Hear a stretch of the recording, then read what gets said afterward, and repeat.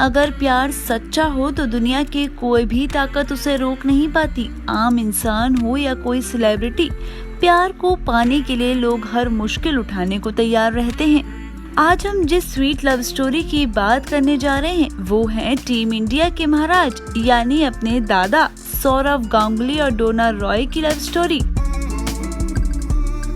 दोनों के बीच प्यार कब हो गया इसका एहसास उन्हें भी नहीं हुआ, क्योंकि दोनों बचपन से ही एक दूसरे को जानते थे और एक दिन में ही कई बार उनकी मुलाकात हो जाया करती थी।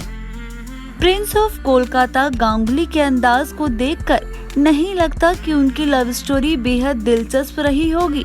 टीम इंडिया के दादा की लव स्टोरी बेहद ही शानदार रही है और आप जब इस लव स्टोरी के बारे में जानेंगे तो आपको एहसास होगा कि इनकी रोमांस की कहानी कितनी फिल्मी है। इस रोमांस में भी कई उतार चढ़ाव आए और तनाव भरे दिन भी।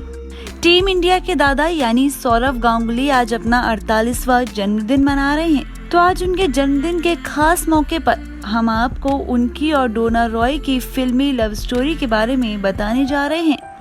दादा और डोना का परिवार कोलकाता के बेहाला में पड़ोसी रहा और एक समय में आपस में बिजनेस पार्टनर भी रहे, लेकिन किसी बात पर दोनों परिवारों में तकरार हो गया और रिश्तों में दरार आ गई। दोनों के घर की बाउंड्री एक ही थी पर बातचीत बंद हो चुकी थी। इन सब बातों से बेपरवाह दोनों की दोस्ती बचपन में हो गई और धीरे धीरे आपस में गहरे मित्र भी बनते चले गए। जैसे कि हर लव स्टोरी में ढेरों दिक्कतें आती हैं, तो इस स्टोरी में भी कई ट्विस्ट आए। दोनों के मिलन में कई बाधाएं भी आईं। बचपन में Sourav Ganguly Saint Xavier school में पढ़ा करते थे तो डोना लोरेटो कॉन्वेंट में।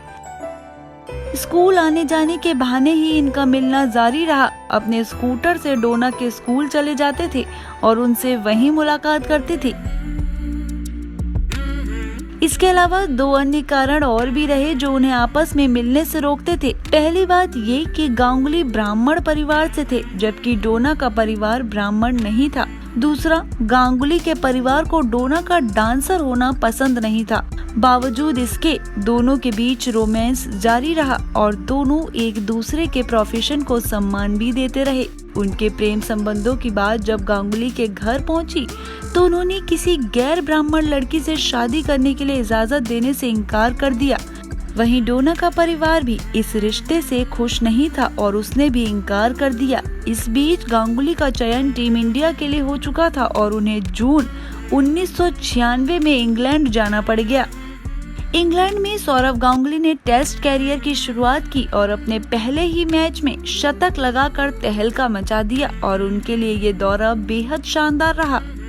वापस लौटने पर गांगुली ने उस समय के बंगाल के बड़े क्रिकेटर और दोस्त मौली बनर्जी से अपनी दिल की बात बताई। उन्होंने मौली से उनका साथ देने का अनुरोध किया जिसे शुरुआती झिझक के बाद स्वीकार कर लिया गया। फिर एक दिन पहले से तय कार्यक्रम के आधार पर गांगुली और डोना दक्षिण कोलकाता कॉलोनी में बनर्जी घर पर पहुंच गए। यहाँ से दोनों मैरिज रजिस्ट्रार के ऑफिस के लिए निकले, लेकिन अभी वह वहाँ पहुँचे भी नहीं थे कि उनके कुछ प्रशंसक और मीडिया से जुड़े लोग वहाँ दिखाई दिए। फिर उन्होंने रजिस्ट्रार को मनाया और अपने घर ले गए। रजिस्ट्रार श्याम सुंदर गुप्ता क्रिकेटर बनर्जी के घर पहुँचे और सारी जरूरी औपचारिकताएं पूरी करने के बाद दोनों की शादी दोस्त के घर पर करा दी गई। उनकी ये शादी 12 अगस्त 1996 को हुई, लेकिन इस शादी से दोनों का परिवार अनजान था। शादी के समय दादा की उम्र 23 और डोना 20 साल की थी। इसके बाद गांगुली ने टीम इंडिया के साथ श्रीलंका के दौरे पर जाने से 2 दिन पहले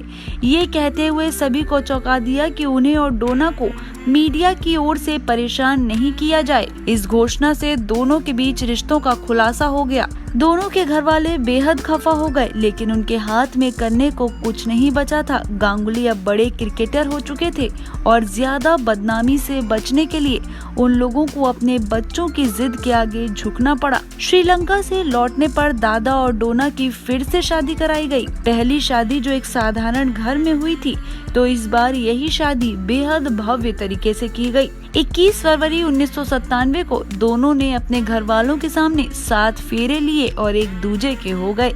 इस बार मीडिया वालों को भी फोटो खींचने से नहीं रोका गया और अगले दिन हर अखबार के फ्रंट पेज पर नव दंपति की फोटो भी छपी।